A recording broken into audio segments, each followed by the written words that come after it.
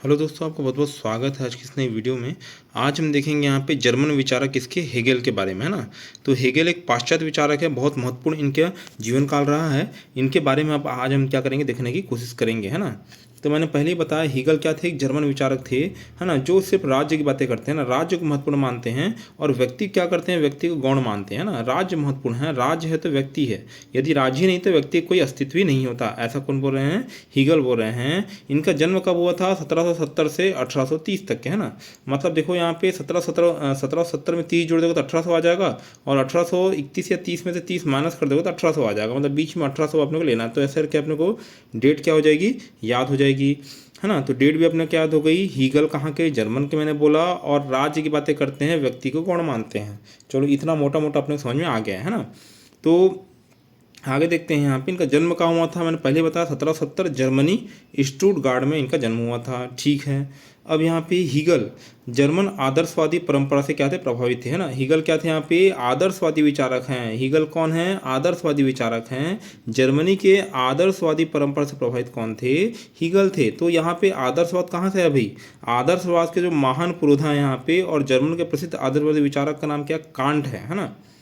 अगर आदर्श, देखिए इसको याद कैसे करना है, कांट आदर्श विचारक हैं। यदि आप आदर्श स्थिति मतलब नंगे पर चलोगे तो कांटे आपको गड़ेंगे ही, तो उससे थोड़ा सा क्या करो, आप याद रखो ना। इससे क्या रहेगी, चीज़ें आपको क्या रहेगी, याद रहेगी ना। तो यहाँ पे जर्मनी के प्रसिद्ध आदर्शवादी विचारक कौन है, कांट हैं, ठीक है। ये अपने समझ में आ गया।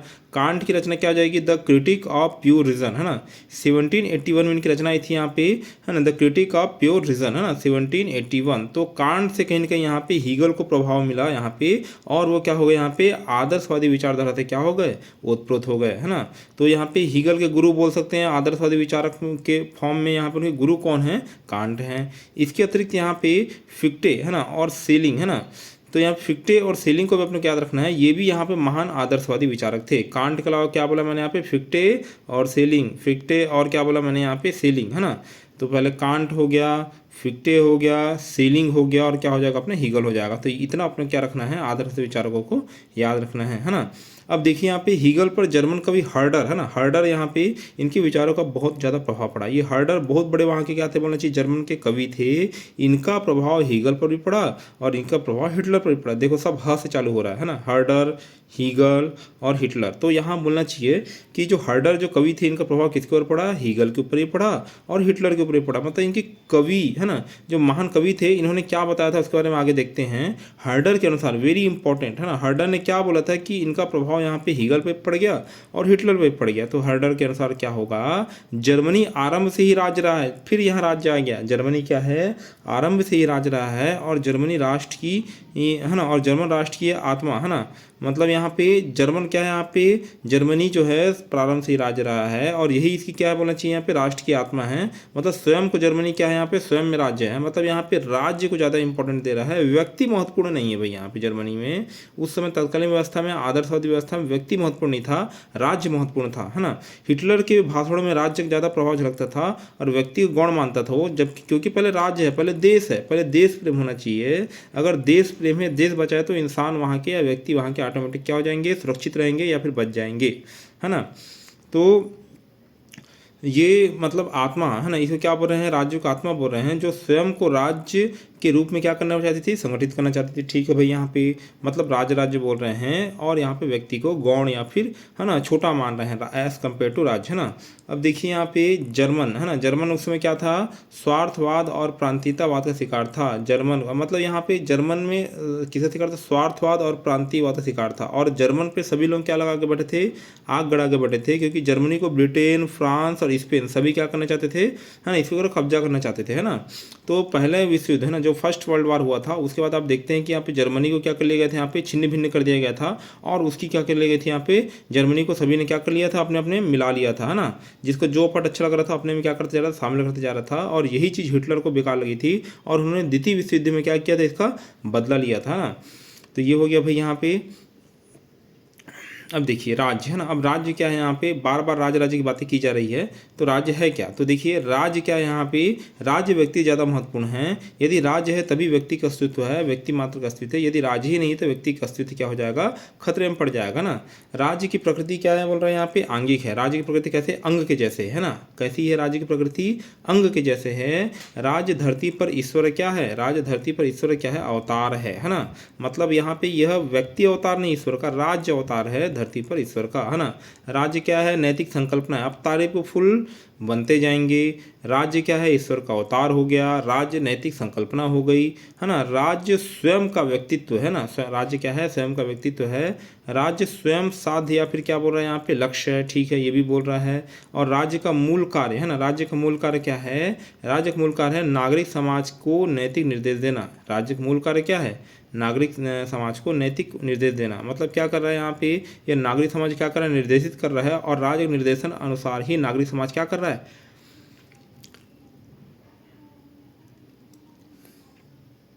तो यहाँ पे राज्य के मूल कर्तव्य क्या है, यह नागरिक समाज को नैतिक निर्देश दे रहा है राज्य, है ना। और राज्य के नैतिक निर्देश के आधार पर ही क्या कर रहा है यहाँ पे, जो अपना जो नागरिक समाज है वो कार्य कर रहा है, ठीक है। अब राज्य को सर्वोच्च संगठन माना गया, ठीक है भाई। यहाँ पे अब तारीफों के पुल और बन गए। राज्य को क्या माना गया है, सर्वोच्च संगठन माना गया है, ठीक है। हीगल राष्ट्रवादी है ना, इसको अंतर्राष्ट्रीयतावादी से कोई मतलब नहीं है, राष्ट्रवादी है। यह सिर्फ जर्मनी को देखता है, बाकी विश्व जाए भाड़ में, है ना। सिर्फ जर्मनी इंपॉर्टेंट है, बाकी विश्व उसको कोई लगाव नहीं है ना, हीगल को। अब देखिए राज्य करने एवं राज्यों को तजुर्बे देने के कारण यहाँ पे फांसीवादी विचारकों का प्रणेता इसको बोला जाता है, किसको, हीगल को, है ना। यह सिर्फ राज्य की बातें करता है, व्यक्ति मात्र की बातें नहीं करता। तो कहीं ना कहीं इसको यहाँ पे फांसीवादी विचारों का प्रणेता कौन बोल रहे हैं यहाँ पे, है ना, समाज बोलता है, किसको, हीगल को, है ना। अब यहाँ पे इसके दो कथन है, यहाँ पे आसानी से याद हो जाएंगे। थोड़ा छोटा करता हूँ यहाँ पे, है ना, तो आपको दोनों कथन दिख जाएंगे, तो इसको याद करने में आसानी जाएगी। अब देखिए क्या हो जाएगा, तार्किक ही वास्तविक है और वास्तविक ही तार्किक। ये कौन बोल रहा है, हीगल बोल रहा है, तो अपने को याद हो जाएगा तार्किक ही वास्तविक है और वास्तविक ही तार्किक है। ऐसा कुछ भी कथन एग्जाम में दे सकता है और ये किसके कथन में पूछ सकता है, तो अपने को याद रखना है ना। अब देखिए जो मुक्तिमूलक है वह वास्तविक है और जो वास्तविक है वह मुक्तिमूलक है। ये कौन बोल रहा है, हीगल बोल रहा है ना। तो इन दोनों पॉइंट को अपने क्या करना है, याद रखना है ना। जो तार्किक है वास्तविक है और जो वास्तविक है तार्किक है, ये हो गया। और जो मुक्तिमूलक है वह वास्तविक है और जो वास्तविक है वह मुक्तिमूलक है, ये भी कौन बोल रहा है, हीगल बोल रहा है। तो चलो ये दो पॉइंट अपने क्या हो गए, याद होगा। अब देखते हैं, आगे पढ़ते हैं यहाँ पे। अब चिंतन पद्धति, तो हीगल की चिंतन पद्धति कैसी थी, ये द्वंद्वात्मक पद्धति। द्वंद्व मतलब यहाँ पे विचारों के द्वंद्व द्वारा क्या करना, किसी परिणाम की ओर पहुँचना, है ना। तो हमने कुछ पूर्व में हमने पाश्चात्य विचार पढ़े हैं, उनके बारे में हमने देखा है कि वह द्वंद्वात्मक पद्धति का क्या करते थे, यूज करते थे। जैसे आपको बताया था मैंने कि अपना प्लेटो हो गया, अरस्तु हो गया, है ना। प्लेटो हो गया, अरस्तु हो गया, ये सब भी क्या करते थे, द्वंद्वात्मक पद्धति का यूज करते थे, है ना। अब देखिए द्वंद्वात्मक पद्धति में क्या कर ले, यहाँ पे हीगल पहला विचारक था जिन्होंने राजनीति अध्ययन इतिहास के माध्यम से किया। मतलब राजनीतिक अध्ययन किया पर उन्होंने इतिहास को वेद बनाया और इतिहास के माध्यम से उन्होंने क्या किया, राजनीतिक अध्ययन किया, ठीक है। यहाँ पे इतिहास को बैसाखी बनाया बोलते हैं यहाँ पे, तो वही है ना। तो गल कर लिया, द्वंद्व कर लिया, मैंने एक ट्री बनाया था। मतलब हीगल ने गल कर लिया और द्वंद्व कर लिया, ये दोनों चीज़ कर लिया। इसके बाद वो क्या कर रहा है, यहाँ पे परिणाम की ओर पहुँच रहा है ना। अब देखिए राजनीति का अध्ययन किया, तो राजनीतिक अध्ययन करने में तो उसने क्या बनाया, यहाँ पे इतिहास को माध्यम बनाया, इतिहास को बैसाखी बनाया। और हीगल ने वाद प्रतिवाद संवाद ऑब्लिक द्वंद्वात्मक पद्धति के माध्यम से राज्य समाज इतिहास, है ना। मतलब हीगल ने वाद प्रतिवाद हो गया, संवाद हो गया, द्वंद्वात्मक पद्धति के माध्यम से राज्य समाज एवं इतिहास सभी के विकास का क्या किया, यहाँ पे विश्लेषण किया, है ना। राज्य समाज एवं विकास, है ना, समाज इतिहास सभी के विकास का क्या किया, पे विश्लेषण किया, है ना। ये हो गया भाई यहाँ पे हीगल ने वाद प्रतिवाद संवाद द्वंद्वात्मक पद्धति के माध्यम से क्या किया, यहाँ पे राज्य समाज इतिहास सभी के विकास का क्या किया, यहाँ पे विश्लेषण किया, ठीक है भाई। यहाँ पे ये अपने समझ में आ गया। अब देखिए संवाद में वाद प्रतिवाद से अच्छे तत्व निखर कर क्या होते हैं, सामने आते हैं ना। देखिए संवाद में वाद प्रतिवाद से अच्छे तत्व निखर कर सामने आते हैं ना, एक अच्छे तत्व निखर के सामने आएंगे ना। गन्ने की जूस जैसे हो गया यहाँ पे, है ना। वाबली बात है, अगर आप द्वंद्व कर रहे हैं, वाद प्रतिवाद कर रहे हैं, तो उससे अच्छे जो उसका निचोड़ जो रहेगा वह अच्छे से निखर के सामने हमारे पास आएगा, है ना। जैसे गन्ने की जूस की मशीन हो गई यहाँ पे, दही दही से घी निकाल रहे हैं, तो ये सब चीज़ अच्छे। अब घी कैसे कितनी मुश्किल से निकलता है, जब तक घी को आप मथोगे नहीं तब तक वो घी निकलेगा नहीं। और घी कितना कीमती है आपको पता है।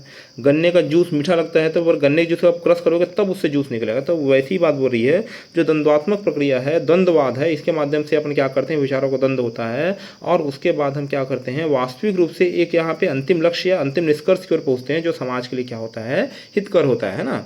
अब देखिए यहाँ पे हीगल के अनुसार राज्य का विकास, तो हीगल के अनुसार राज्य का विकास कैसे होगा। हीगल ने वाद प्रतिवाद द्वंद्वात्मक प्रक्रिया के माध्यम से राज्य के विकास को प्रतिपादित किया। मतलब यहाँ पे वाद प्रतिवाद और द्वंद्व के माध्यम से अपन क्या कर सकते हैं, राज्य का विकास कर सकते हैं, है ना। राज्य का विकास परिवार से शुरू होता है। राज्य का विकास किससे शुरू होता है, परिवार से शुरू होता है। ये सबसे छोटे का किसको मानते हैं, परिवार को मानते हैं। परिवार से क्या हो जाएगा यहाँ पे, नागरिक समाज, नागरिक समाज से राज्य का विकास। तो परिवार से नागरिक समाज बनेगा और नागरिक समाज से राज्य का विकास होगा। तो परिवार से आपको क्या सीख मिलेगी, परिवार से प्रेम और स्नेह का आपको क्या मिलेगा, मंत्र मिलेगा। और ये परार्थवाद का गुण आप में क्या हो जाएगा, डेवलप हो जाएगा। उसका परिवार से आप कहाँ जाएंगे, नागरिक समाज की ओर, क्योंकि राज्य नागरिक समाज को निर्देश देता है और यह नागरिक समाज राज्य के निर्देशों के अनुरूप ही क्या करता है, मतलब कार्य करता है ना। अब देखिए नागरिक समाज से क्या हो जाएगा, आपको स्वार्थवाद और प्रतिस्पर्धा रहती है भाई। यहाँ पे नागरिक समाज में स्वार्थवाद, कोई भी ऑफिस में देख लीजिए या फिर कहीं स्कूल में देख लीजिए, बच्चों के बीच है ना प्रतिस्पर्धा रहती है, स्वार्थवाद रहता है। तो इसके माध्यम से ये क्या बैसाखी, इसके माध्यम से क्या हो रहा है, यहाँ पे समाज आगे बढ़ रहा है। यह सार्वभौमिक गुण है ना। यही सब यहाँ पे परिवार और नागरिक समाज के विकास होने से राज्य का विकास ऑटोमेटिक हो जाता है ना। ये क्या हो जाएगा यहाँ पे, सार्वभौमिक परमार्थवाद। मतलब यहाँ से परमार्थवाद गुण लोगे और सार्वभौमिक गुण लोगे तो इससे क्या हो जाएगा, यहाँ पे सार्वभौमिक परमार्थवाद का गुण विकसित हो जाएगा, है ना। ये हो गया भाई यहाँ पे।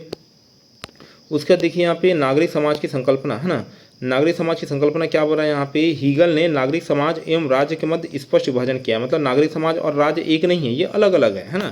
क्योंकि राज्य ही नागरिक समाज को यहाँ निर्देश देता है, उसके अनुसार ही नागरिक समाज क्या करता है, कार्य करता है। मैंने पहले ही बताया था, है ना। अब देखिए नागरिक समाज के द्वारा ही न्यायिक व वैधायिक कार्य संपादित किए जाते हैं। क्या न्यायिक, मतलब ये न्याय संबंधित या फिर विधान से संबंधित कार्य क्या किए जाते हैं, संपादित किए जाते हैं। अब न्यायिक और विधायिक नियमों की जानकारी कहाँ से मिलेगी नागरिक समाज को, राज्य से मिलेगी। वेरी इंपॉर्टेंट यहाँ पे, राज्य से जानकारी लेगा कौन, नागरिक समाज, और उसके बाद न्यायिक और वैधानिक कार्य क्या करेगा, संपादित करेगा, है ना। राज्य है तो नागरिक समाज है और नागरिक समाज है तो राज्य है, ये दोनों एक दूसरे के ऊपर अन्योन्याश्रित हैं। मतलब एक दूसरे के ऊपर क्या होना चाहिए, बोलना चाहिए, आश्रित है। तो हीगल ने युद्ध को नैतिक माना है और युद्ध को अवैयक्तिक कहा। हीगल ने युद्ध क्या बोलता है यहाँ पे, नैतिक बोल रहा है ना। हीगल युद्ध को क्या बोल रहा है, नैतिक बोल रहा है, और युद्ध को क्या बोल रहा है, अवैयक्तिक बोल रहा है ना। मतलब हीगल के अनुसार युद्ध सही है, युद्ध होना चाहिए, है ना। और युद्ध को अव्यक्तिक कहा है, मतलब व्यक्ति संबंधित नहीं है। यह युद्ध जो है वह राज्य संबंधित है, राज्य युद्ध करेगा, व्यक्ति युद्ध नहीं करेगा ना। युद्ध क्या होना चाहिए, व्यक्ति से मतलब यहाँ संबंधित नहीं है ना। अब देखिए स्वतंत्रता के बारे में हीगल क्या विचार हैं। हीगल ने व्यक्तिवादी उदारवादी विचारों को पूर्णतः अस्वीकृत कर दिया, है ना। मतलब यहाँ पे व्यक्तिवादी और उदारवादी विचार मतलब यहाँ पे अस्वीकृत हैं, केवल राज्य ही यहाँ पे क्या होना चाहिए, यहाँ पे महत्वपूर्ण है ना। और राज्य की आज्ञा का पालन करना ही क्या है, स्वतंत्रता है। ये गलत चीज़ है यहाँ पे, है ना। उस हिसाब से अभी वर्तमान अगर परिदृश्य में देखें तो यह कहीं ना कहीं यहाँ पे सटीक नहीं बैठता है। तो राज्य की आज्ञा का पालन करना ही स्वतंत्रता है ना। हीगल की रचना क्या है यहाँ पे, एलिमेंट्स ऑफ फिलोसॉफी, है ना, ऑफ राइट्स, है ना। तो 1821, है ना। तो elements of philosophy of rights 1821, फ्रांसीसी क्रांति 1789 यहाँ पे यह क्या करती है, स्वतंत्रता की मांग करती है। तो हीगल ने इस क्रांति की आलोचना करता है ना। यह फ्रांसीसी क्रांति क्या करती है, स्वतंत्रता की मांग करती है, लोगों की स्वतंत्रता की मांग करती है। पर हीगल तो क्या चाहता है यहाँ पे, आप राज्य के आदेशों का पालन करो, यही आपकी स्वतंत्रता है। तो ये यहाँ पे वो क्या करते हैं, फ्रांसीसी क्रांति की आलोचना करते हैं। हीगल क्या करता है यहाँ पे, व्यक्तिगत स्वतंत्रता, है ना। मतलब व्यक्ति मात्र की स्वतंत्रता क्या करता है यहाँ पे, विरोध करता है। मतलब व्यक्ति की स्वतंत्रता कोई महत्व ही नहीं है यहाँ पे, सिर्फ राज्य होना चाहिए। यहाँ पे राज्य निर्देशों का पालन कर रहे हो, वही सही मायनों में क्या है, स्वतंत्रता है। अब देखिए यहाँ पे शासन प्रणाली, तो शासन प्रणाली में क्या हो जाएगा, संवैधानिक शासन प्रणाली, संवैधानिक राजतंत्र का समर्थन, और संविधान का निर्माण ईश्वर की देन है, व्यक्ति निर्मित संस्था नहीं है ना। तो संवैधानिक शासन प्रणाली हो जाएगा यहाँ पे, संवैधानिक राजतंत्र का समर्थन उन्होंने किया, है ना। तो संवैधानिक शासन प्रणाली और संवैधानिक राजतंत्र का समर्थन उन्होंने किया, ठीक है भाई यहाँ पे। और संविधान को भी क्या बोलें, ये संविधान जो बना है इसको ईश्वर ने बनाया, यह ईश्वर की देन है, यह व्यक्ति निर्मित संस्था नहीं है ना। ईश्वर ने लोगों के कल्याण के लिए क्या बनाया, यहाँ पे संविधान बनाया, और संविधान निर्देशों के अनुसार ही, जो राज्य में जो संविधान है उसके निर्देशों के अनुसार ही मतलब नागरिक समाज क्या करता है, उसके निर्देशों का पालन करता है ना। अब देखिए नौकरशाही, हीगल ने व्यवस्थित रूप से नौकरशाही क्या करते हैं, समर्थन करते हैं भाई। नौकरशाही इंपॉर्टेंट है हीगल के लिए, और हीगल ने नौकरशाही क्या बोली यहाँ पे, सार्वभौमिक वर्ग की संज्ञा दी है ना। अब देखिए हीगल की रचना बहुत ज़्यादा इंपॉर्टेंट हो जाती है ना। इसके जो रचना है उससे क्वेश्चन भी आते हैं। सबसे पहला है एलिमेंट्स ऑफ फिलोसॉफी राइट्स, है ना, मतलब दार्शनिक अधिकार। दार्शनिक अधिकार कब आई थी, 1821 में आई थी, है ना। Lectures of philosophy and history, है ना, मतलब दार्शनिक और इतिहास के बारे में, यह कब आई थी, 1857 में आई थी, है ना। देखिए फिलोसॉफी ऑफ राइट्स, एक तो यहाँ पे क्या हो गया, राइट्स हो गया यहाँ पे, फिर ये हिस्ट्री हो जाएगा, द फिनोमेनोलॉजी ऑफ स्पिरिट हो जाएगा ना, ये हो गया भाई। यहाँ पे सबसे पहले क्या बोला, राइट्स, उसके बाद क्या बोला, हिस्ट्री बोला, उसके बाद 1807 में यहाँ पे स्पिरिट हो जाएगा, उसके यहाँ पे साइंस ऑफ लॉजिक हो जाएगा, कब आया था, 1816 में, है ना। 1816 में क्या आया था, साइंस ऑफ लॉजिक आया था। द जर्मन कॉन्स्टिट्यूशन कब आया था, 1802 में, है ना। द जर्मन कॉन्स्टिट्यूशन कब आया था, 1802 में। द लेक्चर्स ऑन एथिक्स, है ना, मतलब ये कब आई थी, 1818 में, है ना। ये संविधान के बारे में बताया था उन्होंने यहाँ पे कि ये राज्य की देन है, ईश्वर निर्मित है संविधान, तो ये हो गया। द साइंस ऑफ लॉजिक, है ना, स्पिरिट के बाद क्या जाएगा, साइंस ऑफ लॉजिक 1816 में। द जर्मन कॉन्स्टिट्यूशन कब आया, 1802 में, है ना, कब आया, 1802 में। द लेक्चर्स ऑन एस्थेटिक्स, मतलब ये कब आया था, 1818 में, ये हो गया भाई। उसका देखो यहाँ पे हीगल की पुस्तक द फिलोसॉफी ऑफ राइट्स 1821 में प्रकाशित हुई थी, है ना। हीगल की पुस्तक फिलोसॉफी ऑफ राइट्स 1821 में प्रकाशित हुई थी। हीगल के राजनीतिक चिंतन से क्या है यहाँ पे, यह संबंधित है ना। हीगल के राजनीतिक चिंतन से क्या है, ये जो बुक है बहुत इंपॉर्टेंट है, ये यूजीसी नेट 2012 में आ चुका है इसका क्वेश्चन, है ना। फिलोसॉफी ऑफ राइट जो 1821 में प्रकाशित हुई थी, इसमें हीगल के राजनीतिक चिंतन से संबंधित बातें बताई गई है ना।